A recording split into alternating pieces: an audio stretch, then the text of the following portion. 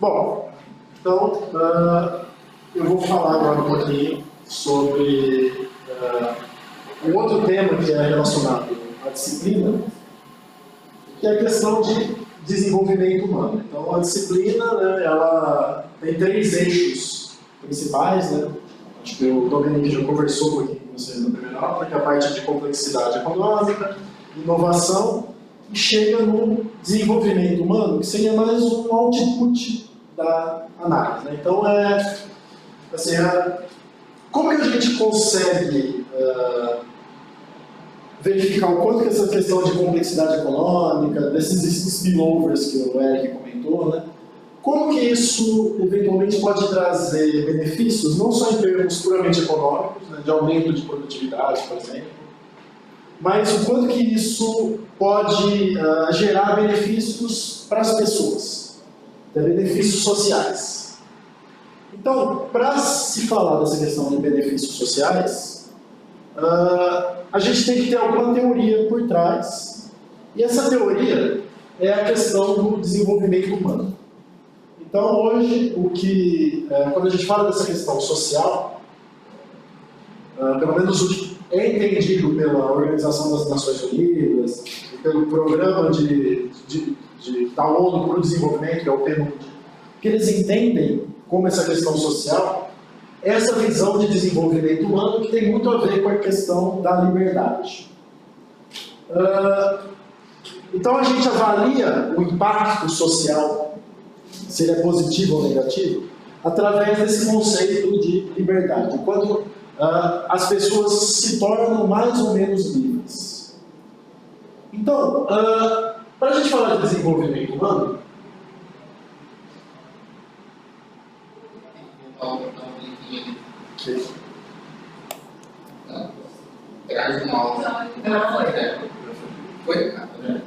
então, para a gente falar de desenvolvimento humano, a gente tem que falar do principal teórico que lidou com essa questão do desenvolvimento humano, que é um cara chamado Amartya Sen. Não sei se vocês já ouviram falar. Amartya Sen, prêmio Nobel de Economia, de 1998, e ele foi o principal teórico que desenvolveu essa questão do como avaliar como avaliar o desenvolvimento. Porque se a gente pensar em desenvolvimento, o que significa essa palavra desenvolvimento? Desenvolvimento é você se tornar melhor em alguma coisa, você ter um avanço positivo em algum aspecto. Então, historicamente, o desenvolvimento sempre foi entendido do ponto de vista puramente econômico. Então, eu me desenvolver significava eu aumentar o meu PIB, aumentar o meu produto interno bruto, aumentar a minha produção econômica. A partir de um certo momento, você começou a ver que o produto interno bruto não era fim, era meio. Eu precisava do PIB para tornar a vida das pessoas melhores. Então, o que seria o fim? O que seria aquilo que eu deveria medir para verificar se houve desenvolvimento ou não? Então, Amartya Sen, que foi esse economista indiano, ele nasceu em 1933 em Bangladesh, hoje, na época era a Índia, e ele vivenciou várias questões sociais, por exemplo, uma das maiores fomes que ocorreu no mundo ocorreu na Índia, e ele vivenciou apesar de ele ser de uma casta mais elevada, ele estava lá presente, nessa região de Bengala, onde ocorreu essa fome. Ele também vivenciou muitas disputas religiosas entre muçulmanos e hindus. E ele teve um grande destaque, ele fez a graduação dele na Inglaterra, e ele acabou ganhando um prêmio Nobel em 1998 por essa teoria, que hoje embasa os principais estudos sociais sobre desenvolvimento. E ele se lecionou em várias escolas, em Nova Delhi, em Londres, em Oxford, em Harvard, ele passou o mundo aí lecionando, e hoje ele tem esse status de ser um prêmio Nobel de Economia. E basicamente, a teoria dele, o resumo da teoria dele foi publicado nesse livro aqui chamado Desenvolvimento como Liberdade, que ele publicou em 1999.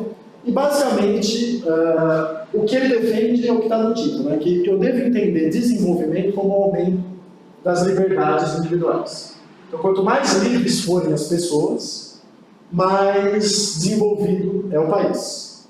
Então, ele compilou nesse livro a teoria que ele desenvolveu nas últimas décadas, ele colocou vários artigos nos anos 70, 80, 90, e ele acabou compilando nesse livro, em que ele fala que o desenvolvimento deve ser entendido como sinônimo de liberdade.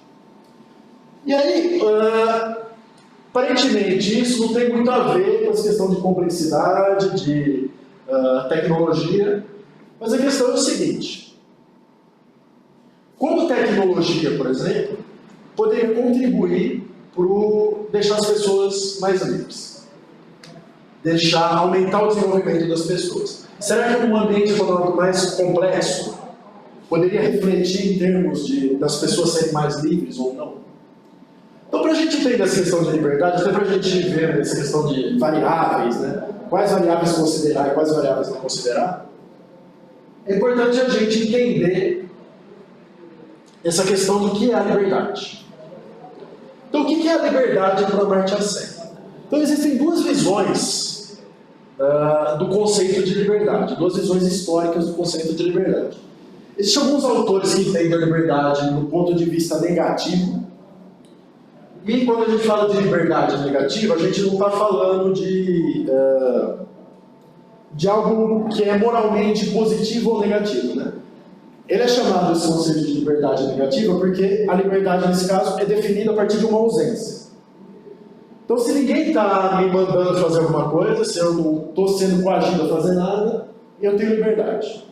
Então, a liberdade é definida como sendo a ausência de eu ser coagido a fazer alguma coisa. A ausência de coação, né? Então, em inglês, geralmente a gente representa esse tipo de liberdade pelas palavras liberty, né? E a ausência de interferência. Então, a ausência de interferência na minha vida, eu sou livre. Esse é o ponto de vista da liberdade negativa. O Amartya Sen já vai numa outra linha de liberdade. E essa liberdade, os teóricos que falam de liberdade nesse sentido negativo, eles têm dois tipos de justificativa para defender esse tipo de liberdade. Que é a justificativa pela eficiência ou a justificativa pelo direito. Então, tem alguns autores que vão dizer que a liberdade é um direito básico de todo ser humano.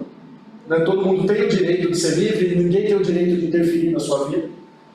Por exemplo, cobrando impostos. Então, ninguém tem o direito de interferir na propriedade privada cobrando impostos. Então, tem uma série de autores que vão nessa linha de argumentação.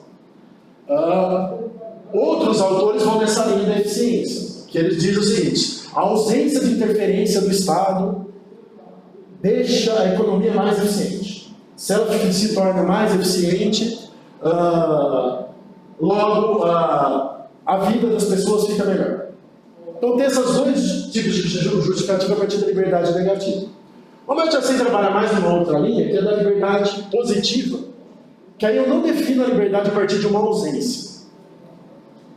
Eu defino a liberdade a partir de uma presença, que em inglês ela é mais retratada pela palavra freedom, que é a presença de oportunidades. Então, as pessoas são livres se elas têm oportunidades de escolherem ser aquilo que elas querem ser. Então, se elas podem se tornar aquilo que elas quiserem, aquilo que elas desejam, se elas têm essas oportunidades, se elas têm essas opções de escolha, elas se tornam mais livres. Então, a liberdade, nesse caso, é a capacidade que alguém tem de atingir a vida que ela deseja e valoriza. Né? O quanto ela é capaz de atingir aquilo que ela almeja, aquilo que ela deseja. Então, quando a gente fala aqui de capacidade, o Eric até comentou da capacidade de absorção, né, de conhecimento. Quando a gente fala de capacidade, a gente está falando em algum nível de eficiência.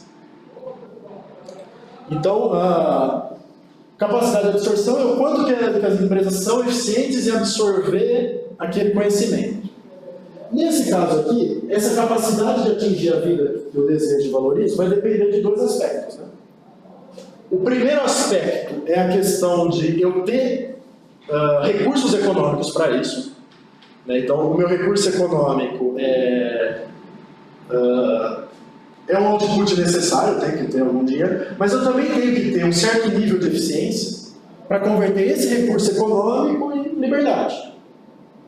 Então, na minha tese de doutorado, eu estudei basicamente essa relação, essa conversão entre o recurso econômico e a liberdade, que eu chamei de eficiência social. E essa capacidade aqui que impacta nessa liberdade positiva tem a ver com essa eficiência em converter essa riqueza em liberdade. Então, só um panorama geral então, sobre esses tipos de pessoas que encaram a questão da liberdade, né? Então, essa justificativa da... Eu acho que está embaixo desse slide, que ele está aparecendo duas vezes. Eu tinha dado o start. Se você pegar essa tela e puxar lá no canto, vai aparecer a tela embaixo, a tela de gravação, eu acho. Tá gravando. Então, tem um biquinho da gravação. Bom, então essa liberdade a partir da eficiência, né, a justificativa para ela é que é o seguinte: se as pessoas forem livres no sentido negativo, né, no sentido de o Estado não interferir na sua vida, esses autores eles falam que automaticamente isso ajuda as pessoas a atingir os melhores resultados. Então é aquela argumentação mais liberal, né? Então quanto menos interferência eu tiver, melhores vão ser os resultados obtidos, né? Agora perdeu, né? Então, por que as pessoas argumentam isso? Eles argumentam que cada um é a pessoa mais capacitada a tomar as melhores decisões, né, em toda e qualquer situação. Então, nenhum governo, por exemplo, pode interferir na capacidade de uma pessoa escolher, porque ela vai tomar as melhores decisões para ela mesma, e isso vai acabar tendo uma sinergia que vai gerar a melhor solução para a sociedade. Então, esse é basicamente o argumento da defesa da liberdade negativa a partir da eficiência, né? Então, a gente tem vários teóricos, né, alguns muito antigos, né, Mandeville, até chegar no Milton Friedman, né, que é mais recentemente, que ele é o grande teórico do liberalismo, e ele tem todo esse argumento a partir da eficiência. A gente tem outro argumento em defesa da liberdade negativa, que ele até fala que o mercado não é um jogo de soma zero, né, que cada um age de acordo com o que é melhor para si, né, para maximizar seus próprios interesses, mas no fim isso acaba levando a um benefício maior para a sociedade. Tem um outro argumento da liberdade negativa, que aí fala que a liberdade negativa é um direito, ou seja, as pessoas, ninguém tem o direito de interferir na vida de ninguém, né? E os que argumentam mais pela eficiência são os teóricos liberais, e os que argumentam dessa liberdade negativa como direito são os teóricos que são chamados libertários. Então ele fala que a liberdade é um direito sagrado, e a gente vem desde o John Locke, que falou isso, até chegando nos... Né, que ele fala aqui, por exemplo, algumas coisas que ele falava, né, que a propriedade é direito do homem, porque é fruto do seu trabalho, então, à medida que o homem acumula propriedade a partir do fruto do seu trabalho, ele tem o direito a manter essa propriedade, ninguém tem o direito de interferir. Até chegar no mais contemporâneo, que é o Robert Nozick, né, que ele é um defensor radical dessa ideia, né, que ele fala que a liberdade não pode ser violada sobre nenhum aspecto, nem se tiver uma justificativa social. Então, nem se tiver uma justificativa que seja melhor para as pessoas não passarem fome, isso não dá direito a ninguém interferir na vida e na liberdade de ninguém. Mas aí a gente chega a outro tipo de liberdade, que é a liberdade positiva, que aí eu vejo a liberdade quanto as pessoas livres, não só por ausência de interferência, mas também pela presença de oportunidades, que é o que na teoria das capacidades, né, que é a teoria do Amartya Sen, ele chama isso de capacidade, né, que é o quantas opções de escolha uma pessoa tem. Então, quanto mais opções de escolha uma pessoa tem, quanto mais ela consegue escolher, quanto mais opções de coisas que ela pode se tornar ela tem, maior o nível de capacidade ela tem, maior o nível de liberdade ela tem. Então, a gente tem alguns autores, né, desse tipo de liberdade positiva, né, o Rousseau, o Kant, o Hegel, Mas alguns mais contemporâneos, a gente tem o Thomas Greenhill, que ele falou que ele defendeu que a liberdade é ter um conjunto de opções de escolha. Então eu sou livre se eu tenho um conjunto de opções de escolha, não se ninguém está interferindo na minha vida. E é lógico que também a questão da ausência de coerção é importante, né? Mas não basta ninguém me coagir a fazer alguma coisa, eu também tenho que ter a opção de escolha. E eu também tenho que ter os recursos para obter sucesso nessas escolhas, né? Então eu tenho que ter o que é necessário, não, a base necessária para eu ter. Quer dizer, eu só tenho verdadeiramente opções de escolha se eu tiver os recursos necessários para ter sucesso nessas escolhas. O Frank Knight ele fala que a liberdade implica oportunidade, né? Então, ele é um dos primeiros que cita explicitamente a questão das oportunidades como sinônimo de liberdade. E ele também fala que liberdade implica poder, né? Então, quanto mais livre eu sou, né, mais poder eu tenho, né? Então, mais esse poder está... e quanto menos livre eu sou, menos poder eu tenho sobre... Quer dizer, ele implica muito essa questão da liberdade também, no ponto de sentido do poder. E o Arthur Lewis, que também é um prêmio Nobel de Economia, ele foi o primeiro que relacionou crescimento econômico com liberdade. O Arthur Lewis tem um livro chamado Teoria do Desenvolvimento Econômico, que ele fala vários fatores que fazem a economia crescer economicamente ou não. Ele cita, o livro dele é puramente sobre o econômico. Só que aí no apêndice desse livro, ele tem lá um capítulo que ele fala, mas por que crescer economicamente? Por que esse livro inteiro serve? Né? Por que eu estou falando de várias coisas? Que eu preciso ter tecnologia, eu preciso ter conhecimento, eu preciso ter capital humano. Mas para quê? Aí no apêndice desse livro ele vai falar que o crescimento econômico é importante porque ele ajuda a aumentar a liberdade das pessoas. Ele deixa as pessoas mais livres e ele aumenta a opção de escolha das pessoas. Né? Então, ele também fala um pouquinho de felicidade, que eu não vou tratar muito aqui, mas que estudos mais recentes estão tratando mais, essa questão mais subjetiva, né? Do quanto a pessoa se enxerga feliz ou não. Mas eu vou falar de desenvolvimento humano do ponto de vista puramente objetivo. Quer dizer, quanto mais opções de escolha uma pessoa tem, mais desenvolvido é o país. Do Lewis, chama Teoria do Desenvolvimento Econômico. Então, a gente tem esses teóricos e a gente chega finalmente ao Amartya Sen, que foi o cara que amarrou tudo isso. E que ele defendeu explicitamente que desenvolvimento tem que ser entendido como sinônimo de liberdade. E ele chamou isso de desenvolvimento humano. Então, esse desenvolvimento que é entendido como o aumento das liberdades é o que se entende por desenvolvimento humano. E acho que vocês todos conhecem o IDH, né? Que é o Índice de Desenvolvimento Humano. Foi uma das primeiras tentativas da ONU de quantificar, né, esse desenvolvimento humano, quantificar essa questão das liberdades. Mas a gente vai detalhar um pouquinho mais essa questão de que tipos de liberdades é importante considerar. E para o ser liberdade, eu tenho dois tipos, né? Ele divide a liberdade em dois segmentos, que são as liberdades de processo e as liberdades de oportunidade. Então é o seguinte, a liberdade de processo tem a ver com os direitos individuais. Então as pessoas têm que ter um conjunto de direitos básicos que não podem ser violados. Mas esses direitos eles não são absolutos, né? E eles, além de considerar esses direitos, por exemplo, os libertários, eles falam muito dessa questão dos direitos. Então as pessoas têm um conjunto de direitos e esses direitos não podem ser violados em hipótese alguma. E aí se cita muito a questão da propriedade privada. Né? A propriedade privada é um direito do homem e ele não pode ser violado. Mas eles esquecem a questão das oportunidades. Será que as pessoas realmente estão tendo as oportunidades necessárias para garantir as devidas opções de escolha?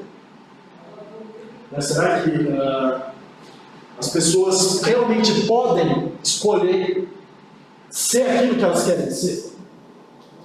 Será que uma pessoa que nasceu numa favela no Rio de Janeiro, por exemplo, ela vai ter a opção de escolha de se tornar médico? Será que isso está? Ele vai ter os recursos, vai ter a eficiência, vai ter os requisitos necessários para essa escolha, a opção de escolha está factível para ele? Que ele pode exercer ou não essa opção de escolha? Talvez sim, mas em graus diferentes. Então, a gente pode ter algumas exceções, a gente tem, né? Mas em média, será que essa opção de escolha está disponível para todo mundo? Quantos médicos a gente tem lá? Será que a gente tem poucos médicos lá porque as pessoas simplesmente não exerceram essa opção de escolha? De se tornarem médicos? Ou será que elas simplesmente, ou será que elas não tinham essa opção de escolha? Então, é esse tipo de coisas que o conceito de desenvolvimento humano tem que avaliar. Se a pessoa tem essas opções de escolha ou não, como ampliar essas opções de escolha. Então, o que se entende por desenvolvimento, dessa perspectiva do desenvolvimento humano, que vai muito além do econômico, apesar de englobar o econômico. Então, não dá para aumentar a opção de escolha se eu não crescer a economia. A economia é parte integrante, parte necessária e parte essencial, mas não é a única. Então, como eu falei no início, né, quando eu estou focando simplesmente no econômico, eu estou focando no meio, não no fim. Eu estou focando em fazer a economia crescer, mas não no porquê a economia está crescendo. E quando eu foco no desenvolvimento humano, eu estou focando diretamente nas liberdades. Eu estou focando nessas oportunidades das pessoas. Opa!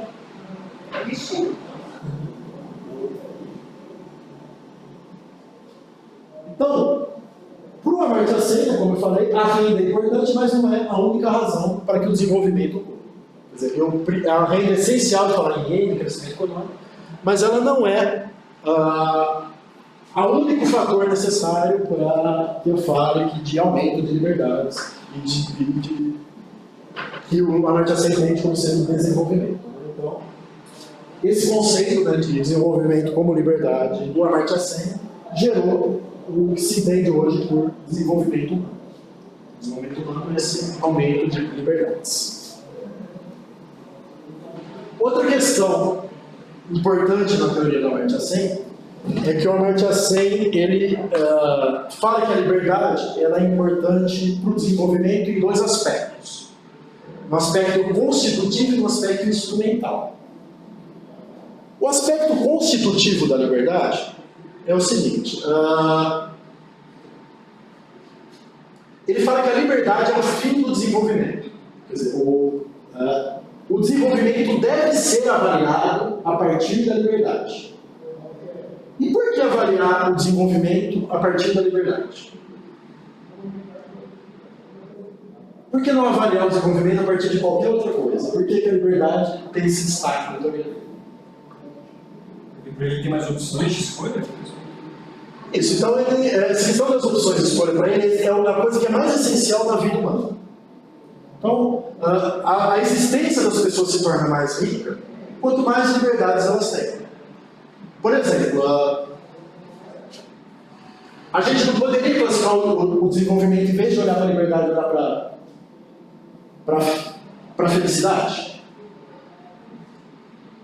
Olhar para o econômico, olhar para qualquer outro tipo de coisa? Só que, por exemplo, se eu olhar para a felicidade, né, que é uma ideia mais utilitarista, a questão é o seguinte, as pessoas podem se adaptar, né? As pessoas, às vezes, elas se adaptam, mesmo sem ter opções de escolha, elas podem se adaptar mentalmente, né, e ser relativamente felizes na vida que elas levam. Ou por assimetria de informação, às vezes ela pode ser feliz porque ela não conhece outras coisas. Né? Então, a felicidade é algo muito complexo assim, de você avaliar, de você verificar se a sociedade é justa ou não a partir disso. Inclusive, ela não é mensurável, porque é igual o conceito de utilidade da economia, né? Sim. Cada um tem a sua regra. Então, tem alguns avanços da psicologia que tentam avaliar essa questão de felicidade por questionários, mas isso ainda está muito engatinhando e nem E mesmo se a gente consiga uma máquina que leia a mente das pessoas, vai haver felicidade. Ainda assim, não vai ser a medida ideal. Dá para mensurar, mas não comparar. Não tem comparabilidade, porque ela está sujeita a muitas questões de assimetria de informação, de adaptações mentais, Então, talvez seria legal eu ver definir o desenvolvimento como deixar as pessoas mais felizes. Também a renda também não é uma questão interessante, porque a renda, apesar de ela ser importante, ela é meio, né? Ela não é fim. Então, as pessoas podem... tem muita renda, né? Então tem até alguns estudos interessantes do Amartya Sen, né, que ele compara um indiano e um negro norte-americano. E em termos de renda per capita, o negro americano ele tem uma renda muito maior que o indiano. Em termos de expectativa de vida, que vamos dizer assim, que é uma variável social, uma variável de liberdade, porque qual é a liberdade mais importante de uma pessoa? Né? A liberdade de sobreviver, de ter garantido o seu direito à vida, né? Dela ter a opção de não morrer. Né? Em termos de expectativa de vida, a expectativa de vida de um negro americano é inferior à de um indiano de uma determinada região, por mais que a renda seja maior. Isso é um indicativo que a renda não explica tudo. Então tem uma série de questões sociais, de discriminações, de instituições, de cultura, que explicam que algumas pessoas vão ter uma capacidade maior de converter essa renda em liberdade do que outras. Então, por mais que a renda seja uma proxy importante, né, a renda talvez seja a proxy mais importante, ela não explica tudo, todas as condições. Então, por isso que é importante olhar para o fim, que o Sen defende o fim como sendo a liberdade. Por isso ele fala que a liberdade é constitutiva do desenvolvimento. Ele fala que a liberdade é o principal fim do processo de desenvolvimento e que deve ser o valor dominante para julgar o bem-estar de uma pessoa. Então é isso que o Amartya Sen defende. E é assim nisso que ele... esse é o pilar de toda a teoria dele. Porque, lógico, quanto mais liberdade, ele vai deixar a vida, né, das pessoas com uma existência mais rica, quanto mais liberdade ela tiver. São palavras até do livro dele, que permite colocar em prática seus anseios e aspirações, permite influenciar o mundo ao seu redor, permite ser o ser social mais complexo. Então ele fala que a liberdade deve ser o fator dominante para se avaliar o desenvolvimento. Como se fosse um objetivo terminal, né? E aí você fosse desdobrando e fosse passando por dinheiro, por educação, por não sei o que, para trás, né? Objetivos intermediários. Tudo isso ajuda nessa questão da liberdade. Outro conceito importante na teoria é esse conceito de condição de agente. Que é o seguinte, que a liberdade aumenta a condição de agente dos indivíduos. Ele diz o seguinte, que as pessoas devem ser responsabilizadas pelas suas próprias escolhas. Então, se uma pessoa fez uma escolha errada, ela tem que ser responsabilizada por essa escolha, desde que ela tenha assegurado essa condição de agente. Ou seja, desde que ela realmente tenha tido a opção de escolher diferentes caminhos e tenha optado por aquele caminho, ela deve ser responsabilizada pelas consequências daquele caminho. Então, ele define condição de agente como potencial das pessoas de cuidar de si mesmos e influenciar o mundo.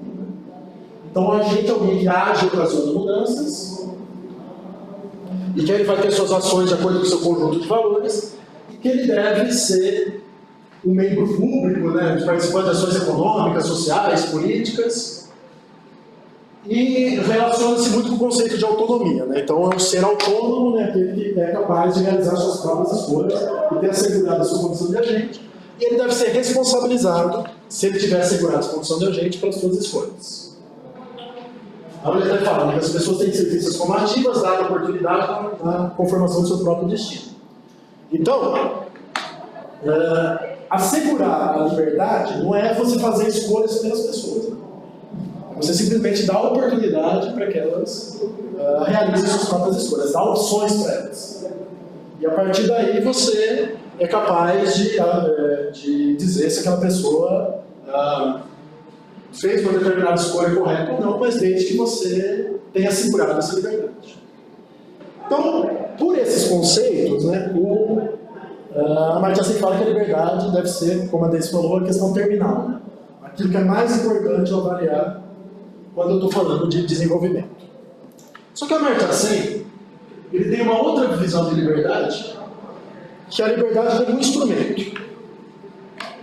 Então ele fala o seguinte, a liberdade é importante não só porque ela é um fim em si mesmo, mas também porque liberdade gera liberdade. Então ele define liberdades de diferentes tipos, e ele diz que essas liberdades elas são sinérgicas, né? Uma liberdade apoia a outra. Então quanto mais liberdade eu tenho de um tipo, mais isso vai gerar liberdade de outros tipos. Então essa é a ideia básica da teoria dele. Então a liberdade vista como meio, então ela é um instrumento para se alcançar o desenvolvimento. Além dela ser o próprio desenvolvimento, ela também é um instrumento para se alcançar o desenvolvimento, né? Porque direitos, oportunidades contribuem para a expansão da liberdade de modo geral. E ele prova isso da seguinte forma. Ele define 5 tipos de liberdade e ele tenta provar no livro dele que esses 5 tipos de liberdade eles se interrelacionam entre si. Então, quanto mais liberdade eu tenho de um tipo, mais eu vou gerar liberdades de outros tipos. Então, ele vai falar sobre liberdade gera liberdade. Então é interessante a gente falar um pouquinho desses 5 tipos de liberdade que se apoiam mutuamente. E as principais críticas a essa ideia de desenvolvimento com liberdade que alguns autores falam, é que alguns autores vão falar que não tem evidência de que alguns tipos de liberdade geram outros tipos de liberdade. Mas vou apresentar os 5 tipos, aí a gente discute esses pontos. Esses tipos são o seguinte: o primeiro tipo é a liberdade política. O que é liberdade política? Liberdade política basicamente é um sinônimo de democracia. Então, quanto mais democrático for um país, verdadeiramente democrático, né, com instituições sérias, com liberdade das pessoas se candidatarem, liberdade de voto, eleições livres de fraude. Então, quanto mais eu tiver uma democracia sólida, maior a quantidade de liberdade política. Facilidade econômica. Então, quanto mais eu tiver o direito de comprar, vender, trocar de forma livre, mais liberdade eu tenho. Então, esses 2 primeiros tipos de liberdade que ele fala, ele está muito ligado à questão do discurso mais liberal, né? Ou seja, eu vivo numa democracia com liberdade econômica. Mas o terceiro tipo de liberdade que ele fala é das oportunidades sociais. Então, não adianta nada eu ter liberdade econômica e ter liberdade política se eu não tiver educação de qualidade, se eu não tiver um sistema de saúde que permite que eu não morra, ou que eu não pegue uma doença incapacitante que me deixe, que me comprometa outros tipos de liberdade. Então ele fala dessas oportunidades sociais. Essa aqui é talvez o conceito das liberdades mais difícil, assim, mais abstrato, que ele fala o seguinte, que as pessoas só são livres se eu tiver uma sociedade que tenha garantia de transparência. O que é essa garantia de transparência? É o grau de confiança entre as pessoas. Então as pessoas têm que confiar em uma nas outras. Então, por exemplo, vamos pensar num problema sério que é da violência urbana. A partir do momento que eu desconfio que eu vou sair de casa e posso ser assassinado, isso acaba me comprometendo as minhas liberdades. Se eu não tiver confiança na sociedade. Ou se eu for fazer um negócio, eu não tiver confiança que a outra pessoa vai me passar para trás nesse negócio. Isso acaba também comprometendo as minhas liberdades. Então essa garantia de transparência é o quanto as pessoas confiam nas outras, confiam nas instituições, confiam no nível de corrupção entre as pessoas. Então isso que ele entende por garantia de transparência. E o último tipo de liberdade que ele fala é a segurança protetora. Que é o seguinte, ele fala da condição de agente, né, que as pessoas têm que ser responsabilizadas pelas suas próprias escolhas. Mas e se a pessoa tiver azar? E se de repente cair uma chuva e derrubar a casa da pessoa? Ou acontecer qualquer coisa que a pessoa não espera, né? Então, é necessário ter um tipo de rede de proteção social. Algo, por exemplo, que tem algum desastre natural, ajude as pessoas a combater aquele desastre natural. Ou as pessoas estão em uma situação ruim econômica, por exemplo, aqui na segurança protetora, um exemplo clássico aqui do Brasil é o Bolsa Família. Eu dou uma ajuda financeira, quer dizer, para garantir a proteção social para aquela pessoa não tenha perda de saúde, porque ela está passando fome, ou ter garantido alguma liberdade econômica, se ela tiver garantida aquela sobrevivência básica. Né? Então, essa garantia de proteção social, que pode ser tanto do ponto de vista emergencial, né, se acontecer alguma catástrofe, quanto do ponto de vista mais contínuo, para algum programa social. Isso que ele chama de segurança protetora. Enzo, me achei aqui agora. Olha, a gente está aí com cinco tipos de liberdade. Que a gente sabe que a sociedade e o ser humano, pela sua própria não perfeição, não consegue prover. Então, você viu que são todas as oportunidades de negócio da moda? Segurança protetora, seguro, as seguradoras, garantia de transparência, a segurança pessoal, os consultores de negócio, pensando só nas coisas que você falou, oportunidades sociais, as redes sociais, as facilidades, facilitadores para você encontrar pessoas, as facilidades econômicas, os bancos, você viu que são todas oportunidades de negócio, as que estão mais dando dinheiro hoje. Então isso, por exemplo, seria um indicativo que eventualmente o Estado não está conseguindo prover e que as pessoas anseiam por isso, né? Elas anseiam por esses tipos de liberdade. Pagam caro. Então, a iniciativa privada, sem dúvida, é uma maneira de aumentar esses tipos de liberdade, mas para quem paga caro, né? Para quem tem o recurso. Posso mudar completamente de assunto, porque agora mais uma dúvida. Ele é mediano, você podia nasce uma certa classe, ele é tratorida e depois se compara, ele é tratorida e qual das oportunidades? Acho que quase todas, né? Não tem nenhum preconceito social determinado pelo grupo, encaixaria onde? Qual dessas? Então, o preconceito social seria mais a causa, né? Mas como consequência, ele vai ter problemas nesse tipo de liberdade toda. Por exemplo, vai ter consequência, não a causa. Isso, que são as consequências. Então, por exemplo, nesse caso ele vai ter dificuldade de arranjar emprego. Então, ele vai ter problemas de facilidade econômica.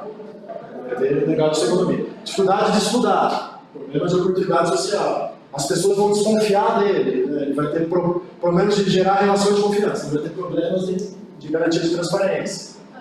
Eu entendi que era causa, que era consequência, não é causa. Isso, então isso aqui são as consequências, são os fins. O quinto item, porque, por exemplo, no caso você citou do azar, se ele é um agente de escolha, eu escolhi uma casa para morar em tal lugar por uma questão de oportunidade financeira X.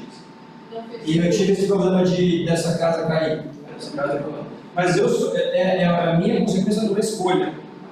Como é que eu defino como é que eu consigo extrair ou isolar essa variável? Sim. Então, aí é complicado. Será que a pessoa realmente teve a escolha de não morar naquele lugar e por escolha própria ela foi lá e aquela casa caiu? Ela deve ter essa ajuda garantida, essa segurança protetora? Sim ou não?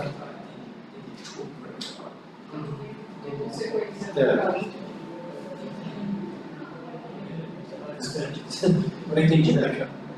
E assim, a teoria do Amartya Sen, que alguns autores vão criticar, é que ele define esses 5 tipos de liberdade, e ele fala que essas liberdades se reforçam mutuamente.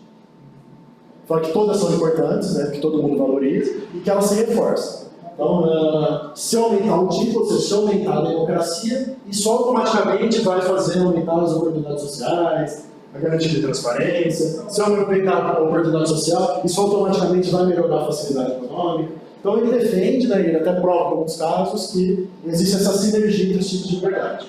Alguns autores vão falar que não.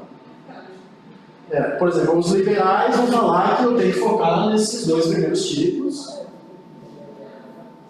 e que se eu focar em oportunidade social, automaticamente eu vou restringir a liberdade econômica. Existe um trade-off aqui.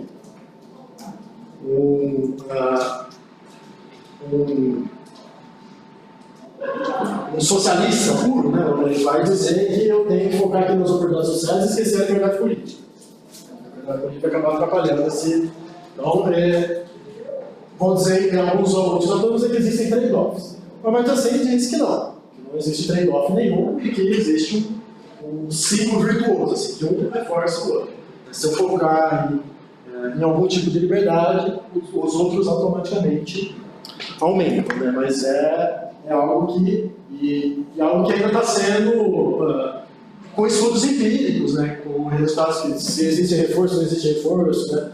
E que tipo de relações existem entre esses tipos de liberdade. Então ele fala que o ciclo de liberdade se reforça totalmente gerando um ciclo virtuoso. Então, liberdade política, né? Que falei, sinônimo de democracia, que basicamente consiste em liberdade de voto, organização e partidos políticos.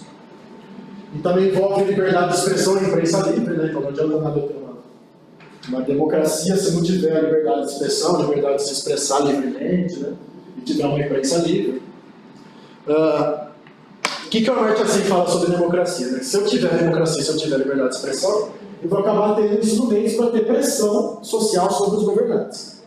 Então isso vai acabar gerando mais oportunidades sociais, se eu tiver essa imprensa livre, então fala que a democracia acaba gerando liberdade, outros tipos de liberdade. Questão da economia, né? Então é a liberdade para usar o recurso econômico para consumo, produção própria. E é o que está mais ligado ao crescimento da economia, né? A visão mais clássica do desenvolvimento como sendo o crescimento econômico. Mas essa questão da facilidade econômica não é só a questão da geração de renda, né? Mas também da distribuição. E o Dominique falou para vocês sobre o trabalho dele sobre o Gini, que tem a ver com questão de complexidade. Então aí talvez o link mais direto entre um tipo de complexidade e uma questão de liberdade importante, que é a liberdade econômica. Né? Então, o quanto que isso gera concentração na mão de poucos em termos de economia, ou quanto que a renda se torna mais dispersa, né? Quanto que isso gera uma renda mais diluída. Então, mas aqui na liberdade econômica, apesar do SEM não poder ser declarado liberal, né, porque ele fala muito de coisas de oportunidades sociais, aqui a teoria dele está muito ligada à liberdade de mercado, né, que é o mercado livre, deixar as coisas funcionarem. Aqui ele até fala bastante do Adam Smith, a teoria dele se aproxima até que bastante. Oportunidades sociais, basicamente os 2 pilares principais, educação e saúde. Então, não basta a pessoa ter a liberdade, ela tem que ter uma oportunidade social, né? Questão também de adaptação, saneamento. Então, a questão da saúde, né? Então, uma das variáveis mais interessantes para medir a questão social é a expectativa de vida. Né? Quantas pessoas conseguem viver uma vida longa, porque o tipo mais importante de liberdade é necessário estar vivo, né? A liberdade de não morrer. Né? Então, é importante ter um bom sistema de saúde, bom sistema de saneamento básico. E também a questão da educação, né? A educação ela é importante. Muitas vezes a gente pensa na educação como sendo um meio também para crescer economicamente, né? Se fala muito da Coreia do Sul, que hoje ela cresceu porque Ela investiu muito em educação. Mas será que a educação não tem uma importância por si só? Se eu pensar em desenvolvimento como liberdade, será que as pessoas que têm mais educação, elas não são mais livres? Elas não conseguem ter mais opções de escolha? Pelo simples fato de elas conhecerem mais coisas, elas terem mais conhecimento sobre o mundo, sobre a realidade em que elas vivem. Então, quando eu penso também nessa questão do desenvolvimento como liberdade, a educação é muito além do simplesmente um instrumento para eu crescer economicamente. Liberdade, a educação é uma liberdade por si só, que aumenta as opções de escolha. A garantia de transparência, então, é a questão da sociedade operar com algum grau de confiança, né? Então, a liberdade de lidar com outros com segredo e clareza. Então, envolve, por exemplo, garantia contra a corrupção, responsabilidade financeira, desafoga o sistema burocrático, menos violência urbana, tudo isso tem a ver com a questão de garantia de transparência. Até tem trabalhos interessantes sobre essa questão da garantia de transparência, questão de desigualdade de gênero, por exemplo, um fator social importante. Se eu pensar em desigualdade de gênero, não só do ponto de vista econômico, mas do ponto de vista das liberdades, né? Onde está a desigualdade de gênero? De que aspecto, por exemplo, as mulheres podem ser ditas menos livres que os homens? Então, eu posso dizer em ponto de vista econômico, eventualmente, em ponto de vista de oportunidades sociais, talvez político, eu penso em representação parlamentar, mas muito também em termos de garantia de transparência. Então, em muitos casos, a mulher pode ter menos confiança na sociedade, do ponto de vista de não ser estuprada, por exemplo, do que o homem. Isso torna ela menos livre em muitos aspectos. Então, uma visão, por exemplo, para avaliar a desigualdade de gênero do ponto de vista desse tipo de liberdade que é garantia de transparência. Então, dá para usar esses recortes para ver vários tipos de desigualdade, por exemplo. Desigualdade entre etnias, entre gêneros, entre cada um dos tipos de liberdade. Responsabilidade com os membros da família, tudo isso tem a ver com garantia de transparência. E por fim, a segurança protetora, né? Que é como algumas pessoas estão nesse limiar da vulnerabilidade, né? Então muito sujeitas a questões do acaso, né? A questões qualquer tipo de problema são muito afetadas, né? Elas são muito vulneráveis, elas têm pouca resiliência para coisa que aconteça. Então, elas muito facilmente não vão ter assegurado seus direitos de agente.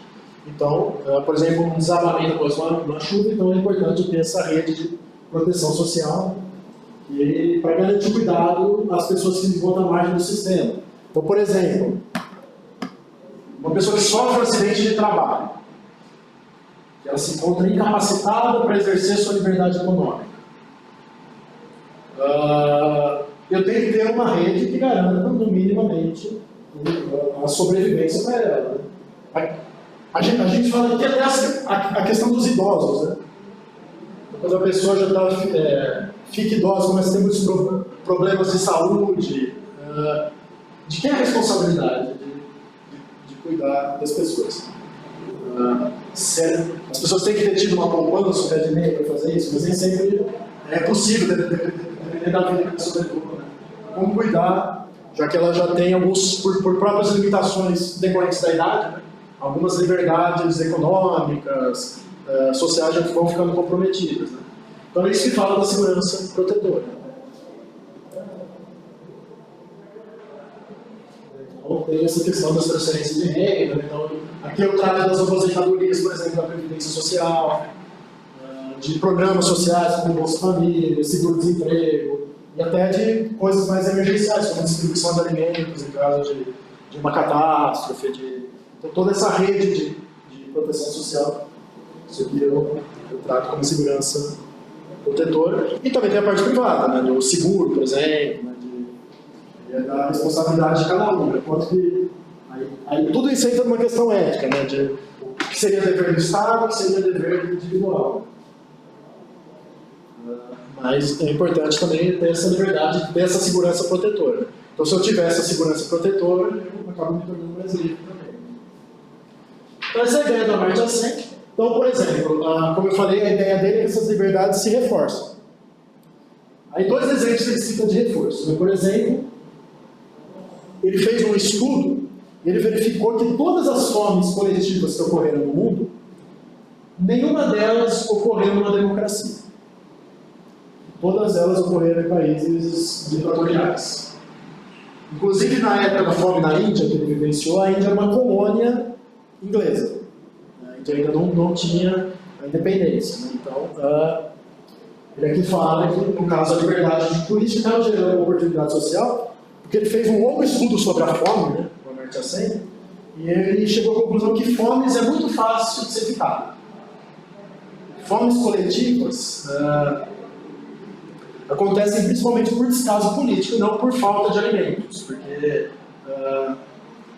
medidas muito básicas poderiam ser tomadas para evitar essas fomes coletivas. E se eu tiver uma democracia, se eu tiver pressão social, se eu tiver uma imprensa livre, muito raramente as pessoas vai com essa fome coletiva porque não vai ser interessante politicamente deixar essa fome coletiva acontecer.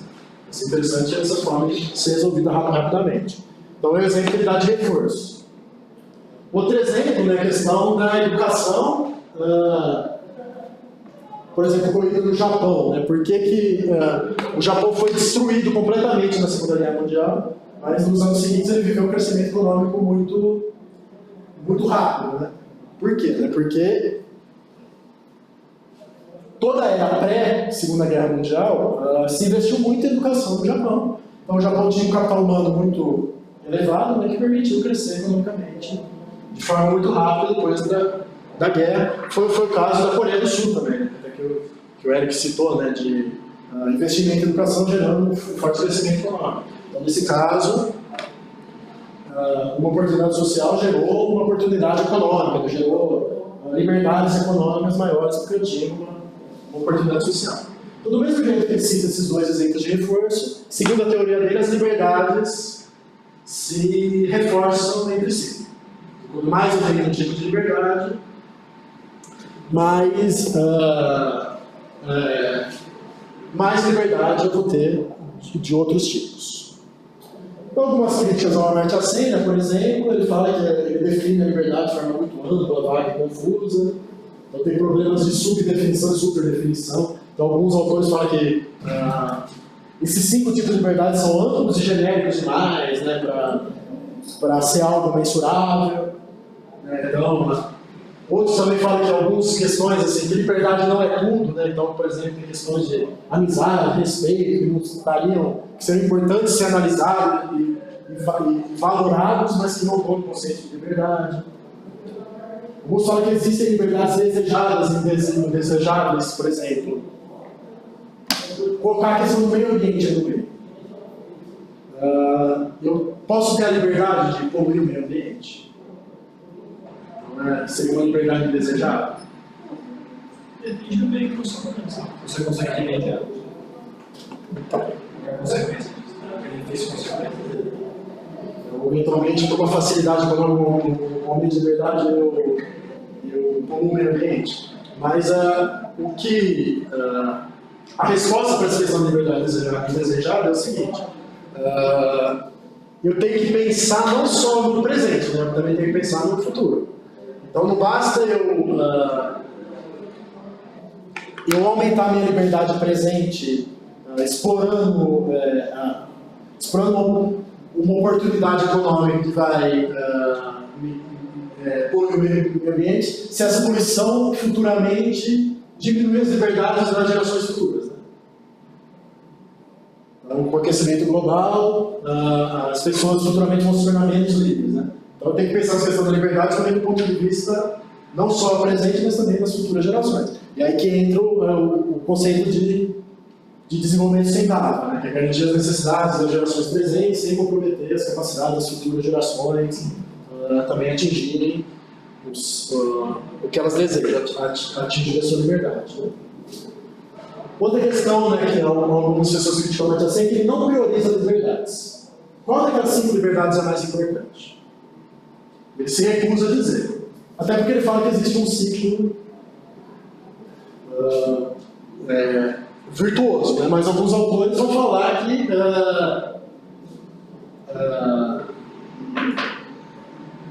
isso não vai chegar a lugar nenhum, né? Até pensando na discussão política, né? Será que eu tenho que investir mais nas liberdades econômicas? Que aí tem um pessoal mais de liberal, mais de direita? Ou que eu tenho que investir do ponto de vista mais das oportunidades sociais, que é a pessoa mais de esquerda? Então, existe essa priorização? Tem que focar num e os outros vêm na consequência? Qual que eu devo focar? Eu sei nenhum, assim, nenhum, quer dizer, tudo é... Eu sei que eu vou ter uma sinergia entre todos, então eu tenho que cuidar de todos os 5 pilares, e todos eles são importantes, e não existe trade-off, então não tem que escolher nada. Eu tenho que simplesmente não descuidar de nenhum, porque os outros vão, quanto mais eles forem, eu cuidar de todos, mais isso vai gerar mais liberdade, sabe? Também alguns falam que dá muita ênfase ao mundo interno, que o desenvolvimento deixa de ter um objetivo fixo. Então, quando se falava de economia do ponto de vista mais econômico, aí tinha o PIB, né? Aí o crescimento econômico era simplesmente misturado pelo PIB, tudo era função do PIB, né? O PIB caiu, o PIB aumentou, o PIB... A partir de que essa visão da Amartya Sen, começa a se falar que o desenvolvimento pode ficar amplo demais, né, vago demais, né, então ele não pode mais ser medido materialmente no sentido assim, de ser medido em dinheiro, né, como o PIB. Né, não dá para transformar a questão de um ano de vida, quanto custa um ano de vida? Né, então eu não consigo mais ter essa base material para medir. Né. Também a ideia da condição de agente, né, que as pessoas ficam responsáveis por gerir o risco das suas próprias escolhas. Né? Alguns vão criticar, que essa não é uma visão interessante. E aqui uma crítica mais dos marxistas, né, que falam que a Amartya Sen também não está muito focada em transformar o mundo externo, as relações capitalistas. Né? A teoria dele é plenamente consistente com o sistema capitalista, né? Então ele foca pouco essa atenção no mercado nessas relações, né? Então ele não é de uma forma defende superar esse sistema, mas mais em trabalhar dentro dele para garantir essas liberdades, né? Então ele ignora essas relações de poder. Então são algumas críticas que alguns autores fazem a ele, mas independentemente dessas críticas, ele foi a visão que foi adotada pela ONU quando se fala em desenvolvimento humano, e ele deu para ele o prêmio Nobel, né? Então é uma visão realmente consistente. Então o desenvolvimento humano, como a gente entende, é a aplicação prática das ideias do Amartya Sen. Então, ele desenvolveu essa teoria nos anos 70 e 80, mas a partir dos anos 90, esse conceito foi adotado pelo Programa das Nações Unidas para o Desenvolvimento. Então, a principal publicação de desenvolvimento humano são os relatórios de desenvolvimento humano. Esses relatórios de desenvolvimento humano, eles são publicados anualmente, né, todo ano tem, e tem uma série de artigos sobre essa questão da aplicação prática do desenvolvimento humano.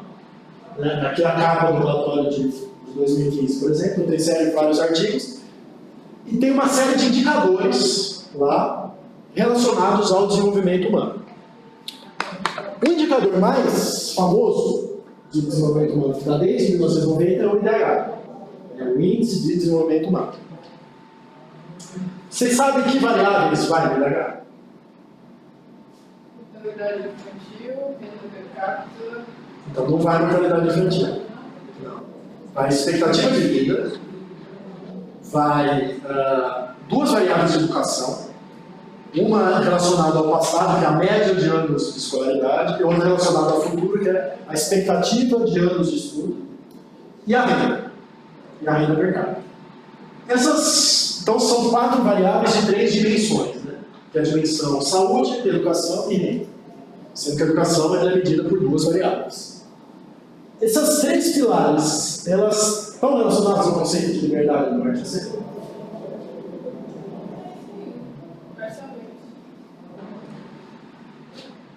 Então tem a renda, né, que é a questão econômica, parcialmente, né, como o Isotir falou. E tem a questão social, que é a expectativa de vida e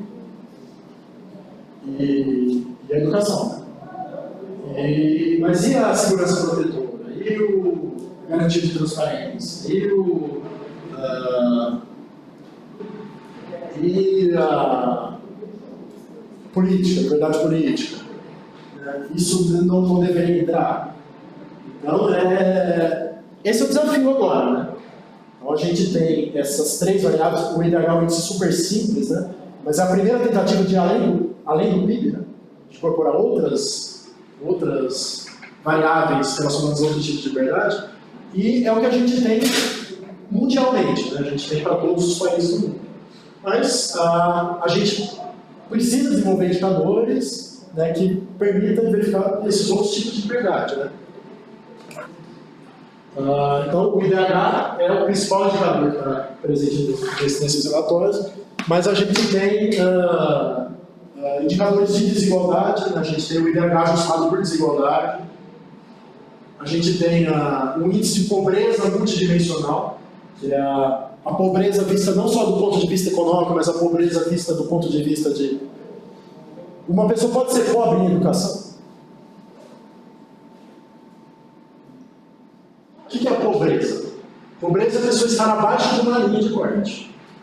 Então, a gente tem as linhas de pobreza, né? Por exemplo, a linha de pobreza hoje do Banco Mundial é 1,9 dólares per capita por dia. Então, quem recebe menos de 1,9 dólares per capita por dia é considerado pobre em termos de renda. Mas eu posso ser pobre em termos de educação?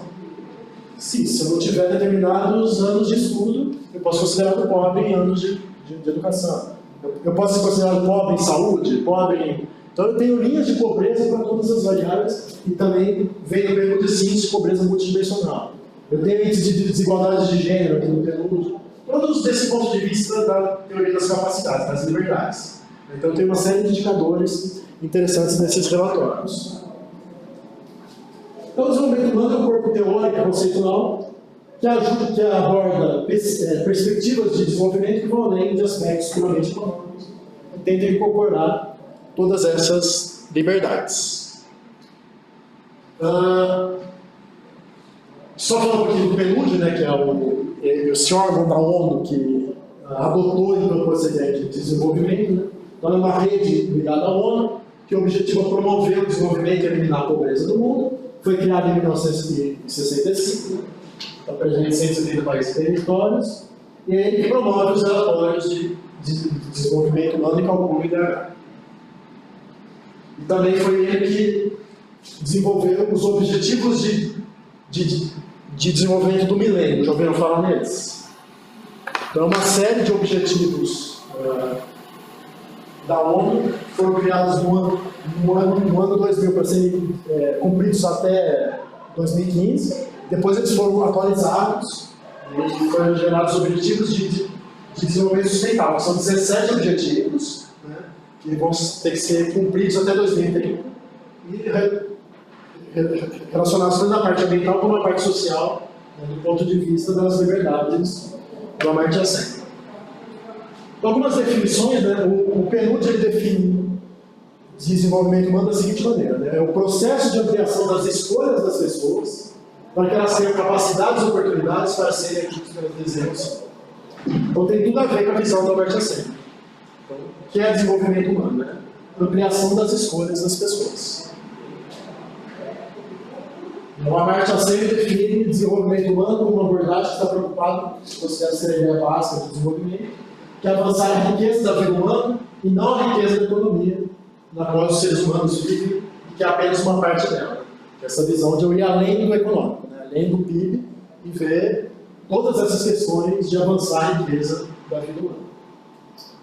E esse autor paquistanês chamado Mahbub ul Haq, que foi o cara que criou a IDH, ele define, né, que o objetivo básico do desenvolvimento é ampliar as escolhas, né, que podem ser infinitas e mudar ao longo do tempo. As pessoas muitas vezes valorizam realizações que não aparecem em número de rendas ou de crescimento.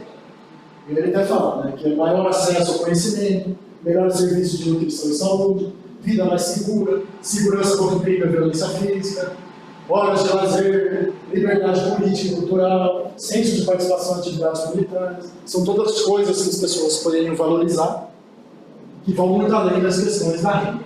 Então, o objetivo do desenvolvimento é criar uma vida longa, saudável, criativa para as pessoas. Os relatórios de desenvolvimento humano, então, eles são publicados anualmente desde 1990, né?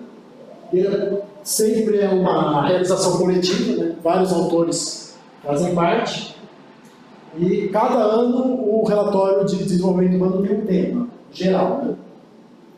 Então abordam tem vários artigos sobre aquele tema daquele ano, e no fim tem os indicadores que eu comentei com vocês, né? E existem, então eles abordam os temas transversais que têm o interesse internacional. Só que também tem alguns relatórios de desenvolvimento humano nacionais. Inclusive no Brasil, já foram publicados 3 relatórios de desenvolvimento humano específicos para o Brasil. Então a gente tem alguns relatórios nacionais e a gente tem os relatórios internacionais que saem todo ano.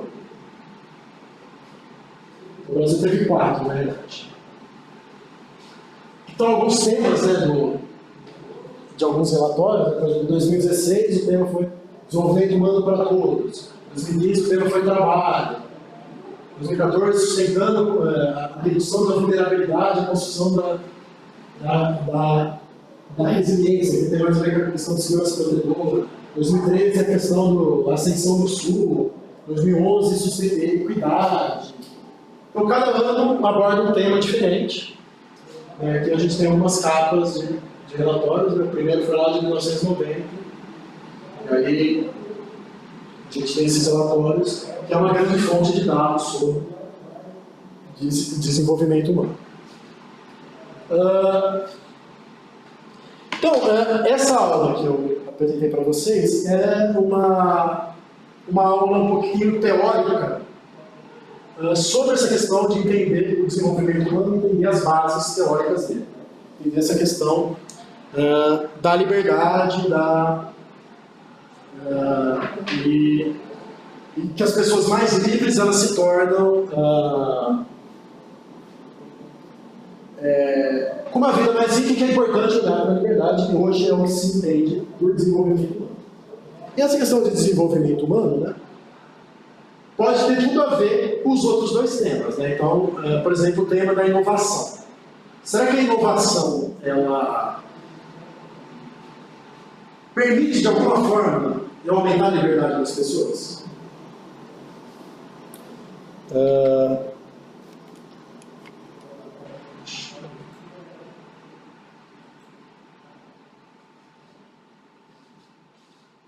Como é que eu pego um outro slide para aparecer aqui? Eu tenho que arrastar ele. Você quer pegar um lugar? Isso. Ele não tem arrasta ali. Dele.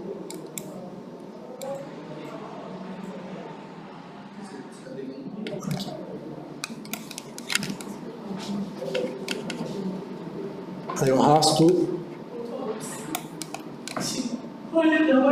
Aqui.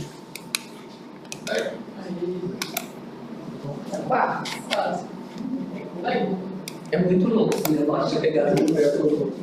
Mas quando você está com 2 computadores, né? Esse que você pegar no computador e arrastar no seu computador.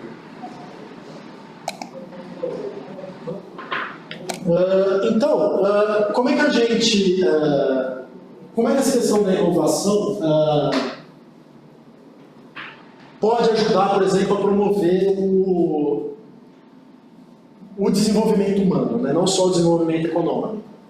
E talvez até a questão da complexidade em si, né? Então, uma maneira de ver isso aí, eu vou falar bem rapidamente, né? Porque é um pouco do trabalho da minha tese de doutorado, é a questão de eu ver essa questão de desenvolvimento e qualidade de vida. Qualidade de vida, eu posso dizer assim, que é um output do desenvolvimento humano. Então, se eu aumento o desenvolvimento humano, eu estou aumentando a qualidade de vida. Então, a qualidade de vida eu entendo como sinônimo de liberdade. Quanto mais liberdades eu tenho, maior a minha qualidade de vida. Quanto mais as opções de escolha, mais qualidade de vida eu tenho. E eu posso analisar essa questão qualidade de vida do ponto de vista da riqueza econômica, do ponto de vista da eficiência, que aí é um conceito tipicamente de engenharia, de produção, né? Que até o Eric comentou da capacidade de absorção, que é uma questão de eficiência. Quando a empresa é eficiente, absorver o conhecimento. Então, o quanto que as pessoas são eficientes em utilizar a sua riqueza econômica para converter em liberdades, né? Para converter em desenvolvimento humano. Então, essa relação entre renda e qualidade de vida, ela acaba sendo uma relação cíclica, né? Acaba sendo uma relação de mão dupla.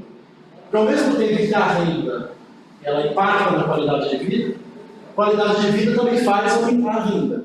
Faz aumentar as pessoas faz as pessoas se tornarem mais ricas economicamente. De que forma? De que forma que a renda aumenta a qualidade de vida? Aumentando as opções de escolha, aumentando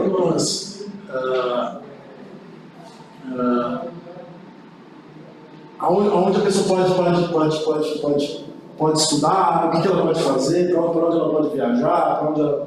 Então, se a pessoa tiver renda, né, renda é uma fonte de poder. Né, se a gente fala que liberdade é poder, a renda é uma das fontes maiores de poder que mais amplia a quantidade de liberdade de escolha. Né? E ao mesmo tempo, se eu tiver qualidade de vida, isso me retroalimenta para eu ter mais renda.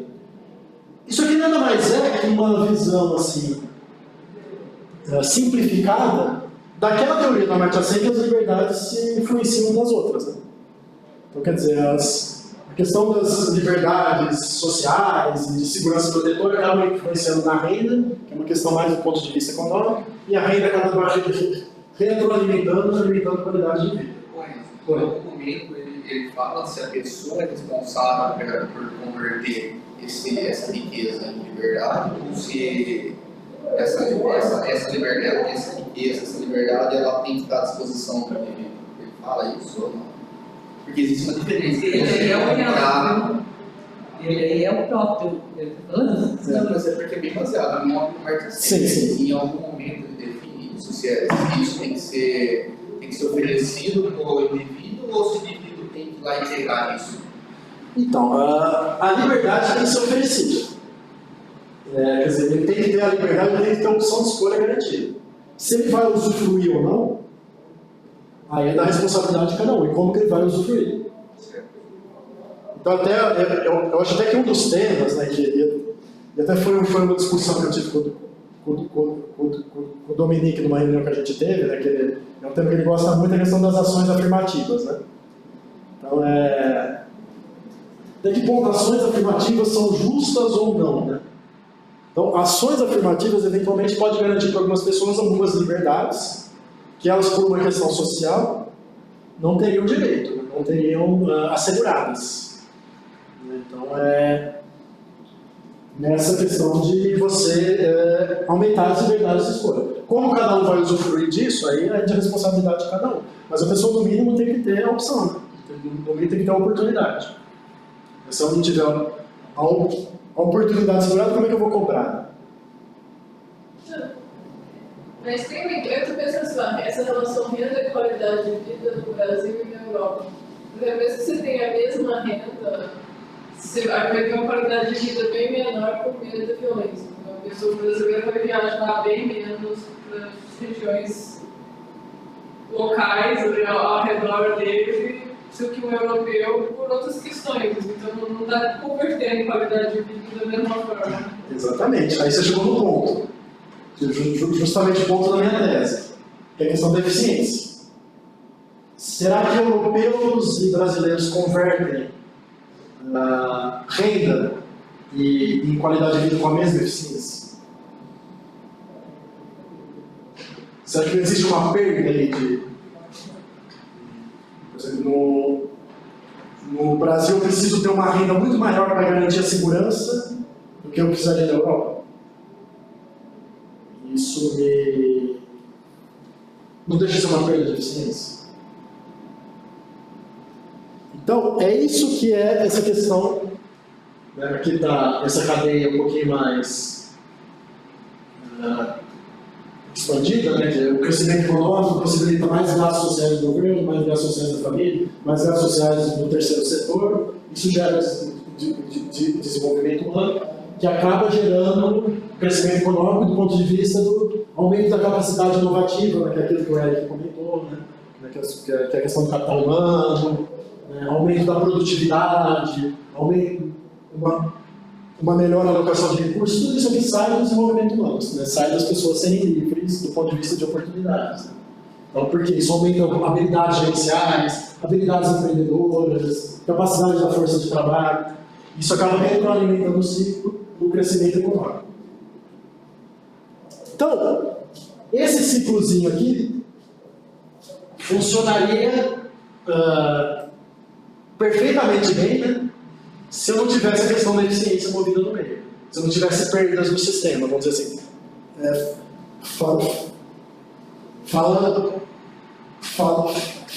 Falando do ponto de vista bem engenheiro, né? Quer dizer, eu tenho uma perda do mesmo jeito que eu tenho uma máquina, que eu tenho uma perda de energia e ela não consegue converter em trabalho, aqui também eu tenho uma perda de renda desperdiçada porque eu estou ineficiente. Porque eu tenho alguns problemas de eficiência dessa conversão e essa roda não gira do jeito que deve girar. Então, falando um pouquinho dessa primeira cadeia, né, então, eu tenho a atuação da população, né, que gasta em coisas, que promove a qualidade de vida como a saúde e a educação, né? Então isso é muito afetado pela distribuição de renda. Eu vou passar mais rapidamente aqui. Então, por exemplo, programas de distribuição de renda, como o Bolsa Família pode ajudar a melhorar essa eficiência na atuação da população, porque as pessoas podem fazer gastos melhores que promovam liberdades. Eu tenho a atuação do governo, né, que é importantíssimo, né, eu tenho, mas o governo também tem que gastar em desenvolvimento humano, né, e nem sempre ele gasta o seu orçamento nisso, e nem sempre ele gasta de forma eficiente o seu orçamento nisso. Então, depende muito da capacidade de arrecadação. Alguns autores falam que países que gastam muito militarmente também, essa eficiência fica fragilizada.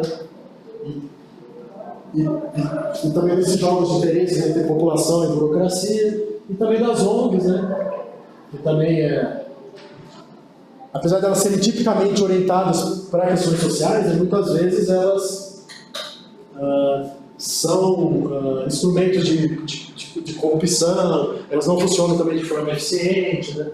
Então depende também dessa história e desenvolvimento das ONGs. Então tudo isso, né, esses três apoios, todos esses fatores acabam comprometendo essa eficiência. A eficiência de como as pessoas gastam, de como o governo atua e também dessa questão do terceiro setor. Então as ONGs também podem ser uma fonte de corrupção. Aqui é a cadeia 2, né, que eu nem vou entrar em detalhes, mas qualidade de vida também retroalimenta o ciclo e gera renda, né? Então, graças a essa maior qualificação da população economicamente ativa, graças a uma população mais bem nutrida, e mais bem educada, então aumenta a capacidade inovativa, as pessoas se tornam mais capazes de investirem de forma responsável, né? Alocarem melhores recursos, né? Investimentos que dão certo. Se eu sobrecarrego, por exemplo, uma cadeia 1 mais, a cadeia não sei se tem sentido, mas a cadeia sobrecarrega a participação de alguns 3 elos da ONG e da participação governamental. Sobrecarrega. Eu não posso criar uma dependência cíclica e desbalancear essa continuidade do processo? Isso tem sentido ou não? Tem. Provavelmente, uma eficiência maior seria garantido se os 3 elos estiverem funcionando bem, né? Se eu tiver muito sobrecarregado num elo só, isso pode acabar gerando ineficiência, né, por uma questão até de escala, né, eu preciso gerenciar gastos sociais demais, né, sozinho, e ele não dá conta de fazer isso sozinho, isso acaba prejudicando a pouco eficiência. Mas nos 2 lados ou mais para a cadeia 1? Não tem sentido de diferenciar. Então, o que eu estudei foi mais a cadeia 1. Que é a questão da renda sendo em qualidade de vida. Não tanto da qualidade de vida na renda. Qualidade de vida na renda eventualmente também, né? Tem que funcionar, né? E também está sujeito à beneficência. Nem sempre a qualidade de vida é integralmente convertida em oportunidades econômicas. Né? Também tem uma série de questões. Então são cadeias muito complexas, né, que estão sujeitas a uma série de variáveis, inclusive algumas que foram tratadas, por exemplo, de complexidade, de inovação. Até tem um dos temas também é a questão das inovações sociais, né? São inovações para eu promover essa qualidade de vida, promover essas liberdades. Isso depende também muito de inovações, eu mudar o conhecimento a respeito dessas duas cadeias de produção. Porque são cadeias de produção, né? Não deixam de ser. Aí, como tem essa questão das ineficiências, né, tem esse autor, que é o Huggins, né, ele publicou um artigo que ele classificou os países nesses 4 classificações. Né? Ciclo virtuoso, que é quando eu tenho forte crescimento econômico e forte desenvolvimento humano. Se eu tiver as duas cadeias com ineficiências, eu vou ter um ciclo vicioso. Né? Eu vou ter um fraco crescimento econômico e um fraco desenvolvimento humano. Essas duas relações, ciclo virtuoso e ciclo vicioso, segundo eles, são estáveis. Ou seja, vão se realimentando. Mas eu tenho situação, por exemplo, que está deslocada do crescimento. Aí uma das cadeias funciona muito bem, a outra não. Né? Então o país tem forte crescimento econômico e fraco desenvolvimento humano. Só que essa é uma situação instável. Com o tempo, se eu tiver só crescimento econômico, isso não se eu utilizado para saúde, educação, a tendência é que com o tempo esse crescimento econômico também caia e volte para um ciclo vicioso. O exemplo clássico, vamos dizer assim, que seria um milagre econômico no Brasil. Tá, aí vai na contramão do Cousins, né? Lembra? Porque ele fala que o crescimento econômico tem que ser acumulado, e que aí passa num ponto que ele começa a ser distribuído. Aí ele levaria para o círculo do ciclo virtuoso e não vicioso. Mas cada um com a sua. E ele foca basicamente em renda, né? Distribuição de renda. Não tanto em outros tipos de liberdade. Mas distribuição de renda, por exemplo, na forma de saúde, não está falando de liberdade, está falando de acesso à renda. Coisa. Acesso à renda que vão permitir mais liberdade. Mas isso é um pouco de contramão. E se for colocado no desenvolvimento humano, a tendência é que tenha um ciclo virtuoso. Né? Que talvez o exemplo mais clássico seja o exemplo da Coreia do Sul. Que eles investiram primeiro em educação, para depois isso virar um crescimento econômico forte. Mas isso é uma marca assim, qual São estudos posteriores. É um artigo que fez, inclusive, isso aqui empiricamente. O histórico que foi esse cara que chamava Huggins, né? Ele fez esse artigo, que o investimento, portanto, a conclusão dele é que eu devo priorizar o desenvolvimento humano e não o crescimento econômico. Porque aí ele faz um crescimento diretamente e ele acaba gerando um ciclo virtuoso. Eu tenho uma tabelinha aqui, né? Isso aqui é um pouco, como o artigo dele é um pouco antigo, né? Mas isso aqui é onde estavam classificados os países, né? Se estavam em ciclo virtuoso, se estavam deslocados para o desenvolvimento humano, se estavam deslocados para o crescimento econômico, ou se estavam em ciclo vicioso. Então aqui é crescimento econômico nesse eixo, aqui é desenvolvimento humano nesse eixo. Então dá para ver, por exemplo, que a África, né, está totalmente no padrão de ciclo vicioso. E os países da Ásia estavam aqui no ciclo virtuoso. Um crescimento forte e aqui tem alguns deslocados para o desenvolvimento humano. Eu acho que não vale a pena entrar aí, mas aqui em ciclo vicioso, a grande maioria dos países africanos, ciclo virtuoso, China, Coreia do Sul, Singapura, Irã, Chile, a maior parte da América Latina estava deslocado para o desenvolvimento humano na época, deslocado para o crescimento apenas a Índia. Esse gráfico maluco dele é onde ele chegou a essa conclusão de por que os países Porque ele estudou esse quadrante de quem estava em ciclo virtuoso, vicioso, em várias décadas. E eles viram no decorrer das décadas para onde as setinhas se deslocaram. Então, ele viu que a maioria dos países que estavam em ponto de deslocados para cá, ó, que estavam com crescimento econômico, se deslocaram para cá, né? Se deslocaram, a setinha todas apontam para cá, né? E a maioria dos países que estavam aqui teve várias setas para cá. Então, a gente chegou na conclusão com esse gráfico aqui. Apesar de ter algumas exceções, né? Alguns países tiveram. É que também o estudo dele é de 2001, você falou. É. E ele, então, ele estudou, tipo, século XX, é. Enquanto Kuznets estudou, Esse século XIX era outra foi dinâmica, né, o mundo. nos anos 50 do Kuznets. Bom, e aí para finalizar, eu vou falar um pouquinho do meu trabalho, né?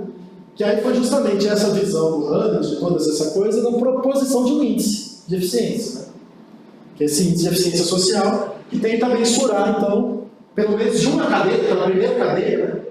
O quanto que está sendo convertido de forma eficiente ou não, né? Então, basicamente, do mesmo jeito que insumos produtivos são convertidos em produtos e serviços, eu estudei a relação entre riqueza e qualidade de vida, que aqui está sujeito a uma eficiência produtiva e aqui é uma eficiência social. Então, essa eficiência é a capacidade de transformar entradas e saídas em proporções adequadas, né? E no caso da eficiência social, a capacidade de um país de transformar sua riqueza em qualidade de vida. Quanto mais próximo de um, mais qualidade de vida, quanto mais próximo de um, menos qualidade de vida. Aqui as variáveis, eu não vou entrar em detalhes, mas eu tentei levantar o maior número de variáveis possíveis, né? Ou desde homicídios, né, que é essa questão da garantia de transparência, saneamento básico, questão de desigualdade, questão de expectativa de vida, mas ainda faltam coisas importantes, por exemplo, questão de liberdade política, né? É complicado de se ver. Mas esses foram os meus países mais eficientes. Esses foram Armênia, Montenegro, Albânia, Jordânia, Geórgia. Então, os países mais eficientes acabaram dando do leste europeu, né? Quer dizer, países que relativamente baixa pobreza, baixa riqueza econômica, mas que tem um nível de qualidade de vida, de liberdades, né? Do mesmo ponto de vista das variáveis que eu escolhi, bom, não chega a ser ótimo, mas bom. Então, o leste europeu, né, são os melhores eficiências, tem uma boa condição social, mas uma baixa renda per capita. Com uma baixa renda, eles conseguem ter uma boa condição social. Os países desenvolvidos, principalmente da Europa, eles acabaram tendo uma baixa eficiência, mesmo eles tendo uma excelente condição social. Lá é o estado de bem-estar social, né, tem muita liberdade, Só que eles têm uma renda per capita proporcionalmente absurda. Então, no fim, como eles têm essa renda muito maior, né, eles têm muita ineficiência, porque eles têm renda sobrando.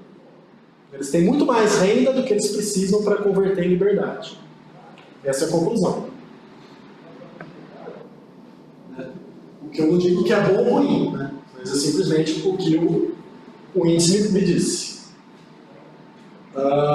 Já o sul da África, né, corroborando ali daquele quadro que eles são em ciclo virtuoso, né, eles conseguem ser ruins em tudo, né? Eles têm baixa eficiência, uma baixa renda per capita e baixo nível social. Quer dizer, eles não têm baixa liberdade só porque eles têm baixa renda, né? Essa baixa renda é convertida de forma ineficiente em renda social. Eles ainda são muito eficientes. Quer dizer, então, para melhorar as condições sociais da África, não basta só eu ter mais renda, né? Eu preciso também melhorar essas ineficiências. E a América Latina tem uma eficiência daqui relativamente boa, né? Principalmente alguns países como o Uruguai, Chile, tiveram uma eficiência muito boa. O Brasil nem tanto. Então eles têm um nível de eficiência regular e uma renda per capita também regular. Né? Ainda não muito baixa, mas conseguem converter de forma relativamente boa, uma eficiência.